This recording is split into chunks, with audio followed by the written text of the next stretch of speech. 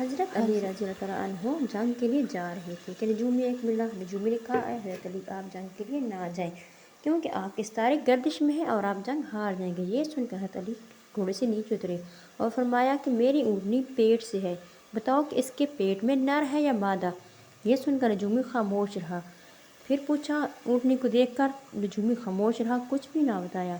یہ سن کر حضرت علی رضی اللہ عنہ فرمایا بتاؤ وہ کون سا ستارہ ہے جس کے ٹوٹنے سے اونٹنی کو حرکت آتی ہے؟ یہ سوال سن کر بھی نجومی کچھ نہ بتا پایا۔ پھر یہ سوال حضرت علی رضی اللہ عنہ نے دوبارہ دہرایا لیکن وہ ستارہ بھی نجومی نہ بتا سکا۔ پھر حضرت علی رضی اللہ عنہ نے فرمایا کہ میرے گھوڑے کے پاؤں کے نیچے کیا چیز ہے؟ بتاؤ تو میں جان جاؤں گا کہ تم واقعی غیب کا علم جانتے ہو۔ پھر یہ سن کر بھی نجومی کوئی جواب نہیں دے پایا۔ حضرت علی رضی اللہ عنہ نے فرمایا غیب کا علم صرف میرے رب کو ہی ہے، اللہ بہتر جانتا ہے کہ میں ہاروں گا یا جیتوں گا، اور انشاءاللہ میں جنگ جیت کر آؤں گا، اور میری جنگ میں کوئی بھی میرا سپاہی شہید نہیں ہوگا اور دشمن کا کوئی بھی آدمی نہیں بچے گا، اور یہ میری جنگ تاریخ میں لکھی جائے گی۔ اس کے بعد نجومی خاموش ہو کر چلا گیا۔